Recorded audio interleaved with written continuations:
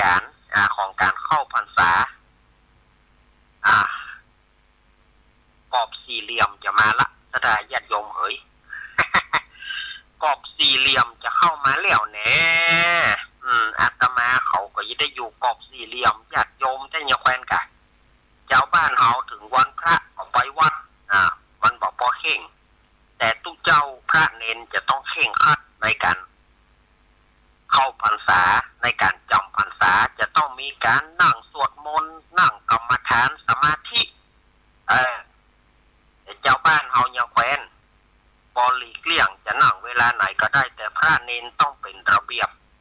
ลูกเจ้ามาเนี่ยเสียงระฆังมาละจะต้องตีระฆังเพื่อปลุกพระเนนก็จะได้ตีระฆังกันนะละจะได้รำคาญสถาญาติโยมไปสักว่างหนึ่ง เสียงระฆังจะดังหวนหูสถาญาติโยมสักว่างหนึ่งเสียงระฆังเมื่อเจ้าขอญาติโยมก็มันเป็นกฎเป็นเกณฑ์มันเป็นเรื่องของที่ว่ามันจำเป็นต้องทำเนาะพอศรัทธาตู้เจ้าก็จะได้ทำวัดทำวาสวดมนต์ไหว้พระสวดมนต์ทำวัดเจ้าทำวัดเย็นเนี่ยมันก็จะต้องเข่งกันไปแถมต่อเนื่องจะต้องมีการทำวัดเจ้าทำวัดเย็นนั่งสมาธิกรรมฐานต้องโปรดสถาญาติโยมเตะธรรมสถาญาติโยมเฮ้ยนะมันก็เจ้าบ้านเฮายังวันพระวันศีลก็ยังไปหน่อยวันพระวันศีลก็มาจูงกันที่วัดเนาะเอาละสถาญาติโยมอู้กันไปนักอู้กันไปหลายประเด็นนี้ตี 3:41 นาทีอาตมาภาพจะเปิดสายคือสถาญาติโยมได้โทรมาอู้มาจ่าเศร้าที่เวลามันเอื้ออำนวยเนอะเพราะว่าอาตมาได้จัดชั่วโมงหนึ่งเนาะวันนี้ก็เพื่อบ่ให้เสียเวลากระทัดรัดเรื่องเวลาการอู้นะถ้าอู้เนี่ยมันตึงไปติ๊กอาตมาจะวางสายคือสถาญาติโยมได้โทรมาเนอะ0837611775เอาสถาญาติโยมโทรกันเข้ามาได้เลยวางสายแล้วเนอะสถาญาติโยมอยู่จุดไหนตั้งได้อยากจะโทรอวดมาตะกี้สถาญาติโยมอาจจะโทรเข้ามาที่เบอร์089ซึ่งอาตมาได้เอาออกอากาศอยู่เนอะเบอร์นั้นนะ089เนาะสถาญาติโยมเปิ้นจะลู่โทรเข้า089อาตมาใจออกวิทยุเนอะอาตมาใจออกวิทยุไมค์ก็เนี่ยโทรศัพท์ก็เนี่ยนะสถาญาติโยมพอจะโทรอู้กันเอาเจอเนอ0837611775เอาโทรเข้ามาสถานีไหนได้ยินกันก็เนี่ยแต่ที่ห้วยตองซักนี่อาตมาเช็คตัวอาตมาเปิดไว้ข้างนอกได้ยินอยู่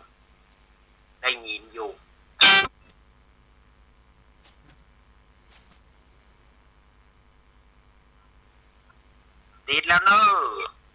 นักภาษาทำไมพลัดโอ้ไอเอกเที่ยวกินเหรอครับคนเราก็หลง2 คนเอาไว้คอยเนี่ยเนาะไม่ขอยากนะขอยากเอาไปแล้วมันจะมามันของลูกเลยเนาะนั่นกันนะครับแล้วกินไปเนี่ยเต็มตัวกินจะฟังครับมันเอาเสียงวันนี้มีเวลาชั่วโมงเดียวนะเอกเนอร์ครับ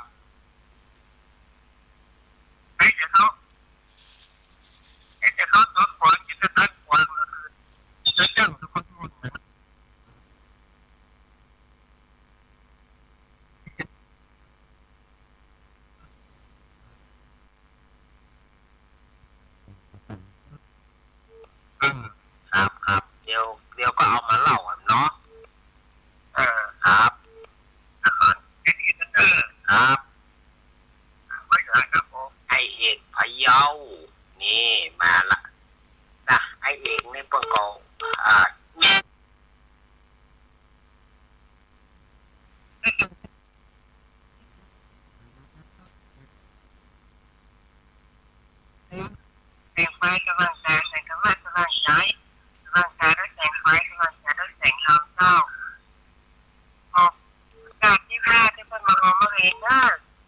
เดี๋ยวค่ะไปละผมนักข่าวตอนที่นาทีเนี่ยพี่เหนือเป็นมาเอาแล้วเป็นราคาก็เห็นหมดเลยเด้อเด้อ โอ้โห ทีนี้เอาทีวีจากช่องแล้วก็ โนโอ้อนุโมทนาบุญตัวแม่เพน จ้าก็ใจเด่นเด้อ ครับ เป็นคนมีรักเจ้ารักเจ้า ครับขอบคุณโอ้เนาะทีวีเปิด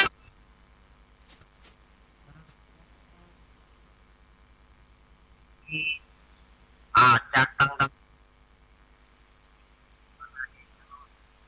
โอ้วินานประเทศมาแล้วครับ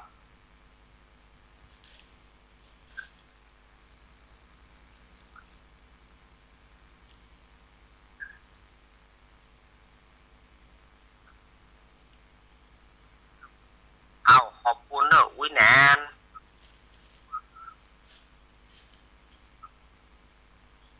ขอบคุณเนอะวินานประเทศนาแดงนาน้อยจังหวัดแน่นอันนี้เป็นฟังสีคำเรดิโอยินดีวินานเนอะ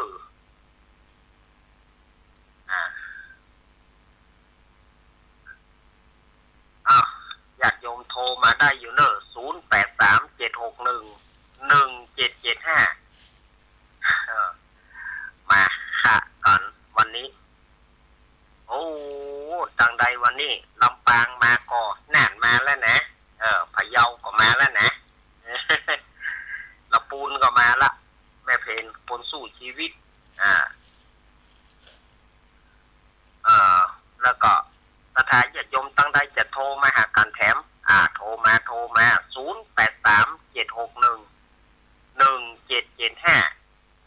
0837611775โทรเข้ามาช่วงเวลาที่มีอยู่เนาะสถานญาติโยมวันนี้อาตมาอยู่ชั่วโมงเดียว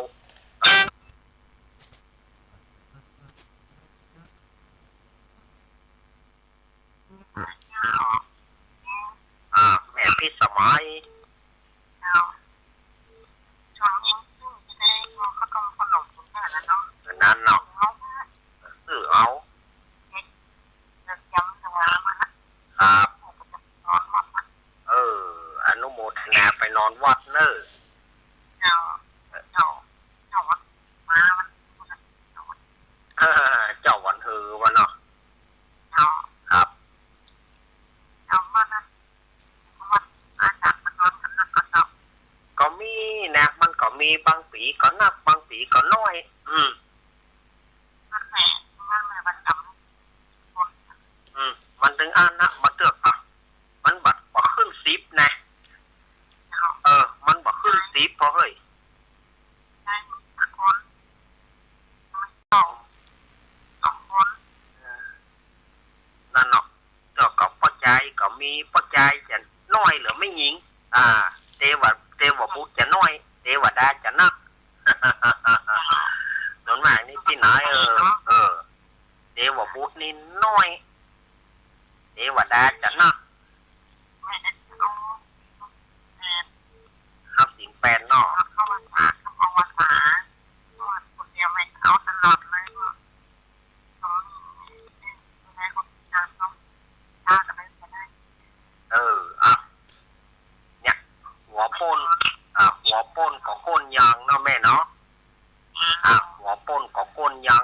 เป็นกำลังใจกันไปเนอะแม่พี่สมัยเจ้ายินดีเนอะแม่เนอะยินดีเนอะแม่พี่สมัยนะนาง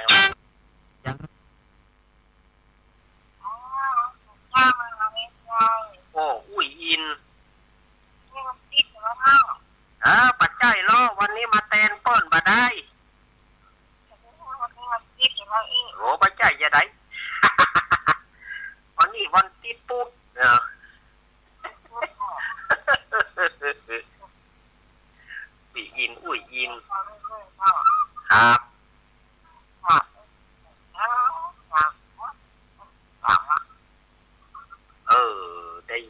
แล้วก็ยินดี อ๋อ ครับครับครับ ร่างกายร่างหน้า อ้าวยินดีอุ้ยอินแข็งแรงเอาขอบคุณเด้ออุ้ยอุ้ยอินแม่สับสำเมิงโอ้แม่อุ้ยอินคนว่าถึงแม่ว่าแม่อุ้ยจะฟังประชัดแต่แม่อุ้ยก็พยายามฟังชัดจังมันขอได้ยินเสียงท่านมหาเนนใหญ่ว่าโอ้ยเจ้าเฮ้ยขอเพิ่นได้ฟังก็แล้วใจแล้วอ่ะถ้าเพิ่นรู้ว่าเป็นเสียงเฮาอ่ะอุ้ยอินนะกำลังใจให้แม่อุ้ยเนอวันผู้เกียมปอนให้ลูกหลานเนอลูกหลานจะไปตานขันเข้าแนะวันผู้เกียมปอนไว้เนอเกียมปอนไว้เอวังหนตุเนอพวกนะอีลาก็มาอีกผัวมันก็มาลูกมันก็มาอีก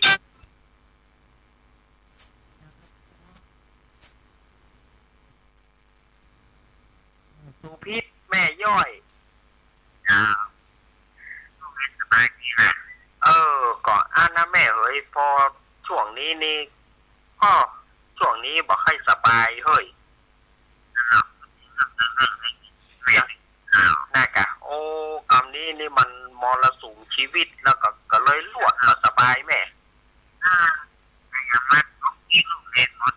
น่ากะคำนี้ยุบย่อยยุบหลวงเลยแม่คำนี้ยุบจนแทบจะบอกฟื้นเลยโอ้โห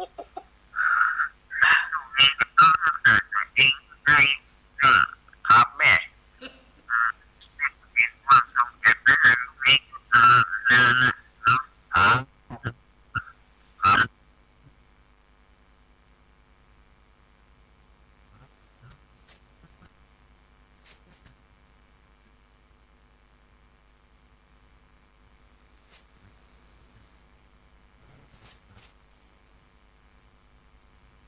ครั้งนี้นี่ถือว่าสาหัสสาการนะสถานญาติโยมชีวิตอาตมานี่เสียไปพี่เขยเสีย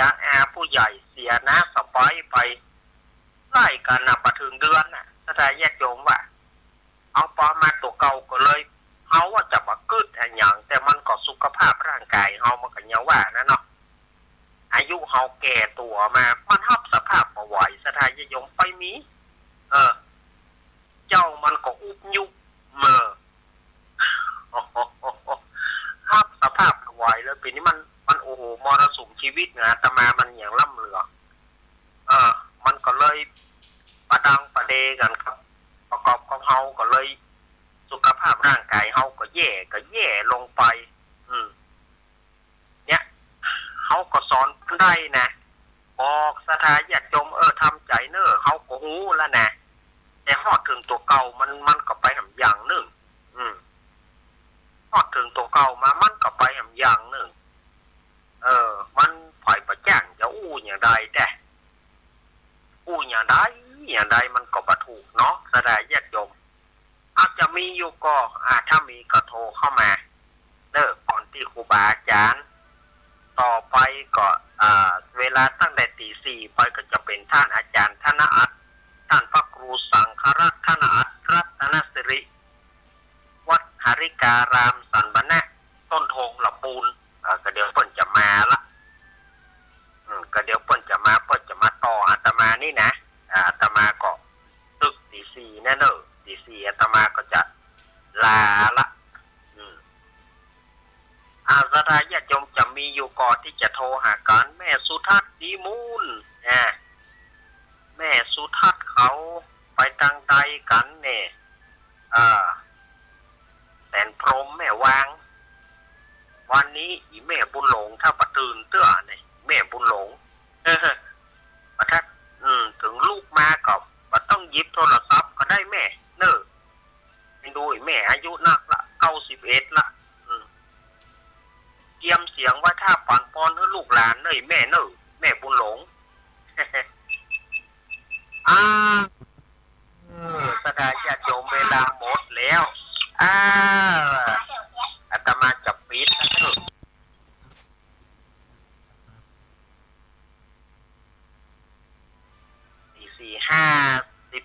3:54 นาทีอาตมาตั้งไว้ว่าตี 3:54อาตมาต้องออกก่อนรายการประมาณ6 นาทีขอศรัทธาญาติโยมมีความสุขความเจริญกันเนอะญาติโยมที่จะไปจับจ่ายซื้อของในกาดในลีก็ปล่อยไปเนอะรถมันนักเนาะปล่อยไปปิกมาก็โดยปลอดภัยจะห่อขนมยังห่อขนมยังก็ปากันมาห่อขนมกินด้วยกันยังด้วยกันวันพุธก็ไปตานขันเข้าหาพ่อเก้าแม่เงาตานขันเข้าใส่บาตรญาติพกแล้วก็มาตานขันเข้าพ่ออุ้ยแม่อุ้ยที่อยู่ทั้งบ้านแถมวันพุธเนาะจารีตหินหอยของคนเมืองเขาเริ่มปฐมพรรษาวันพุธนี้ศรัทธาญาติโยมอาบน้ำฟังธรรมขันมีความสุขความเจริญกันเนอได้มียังไม่เพลินว่านะแสงไฟก็สว่างตาแสงธรรมสว่างใจสว่างตาด้วยแสงสว่างใจด้วยแสงธรรมมีใจเจิดจ้าได้เป็นอริยบุคคลในการนั่งภาวนาตลอดไตรมาส3 เดือนนี้ได้เป็นอริยบุคคลกันจุผู้จุคนนั่นจุงจักมีอาตมาลาไปก่อนเอาไว้โอกาสหน้าก่อยมาปะกันใหม่เนอ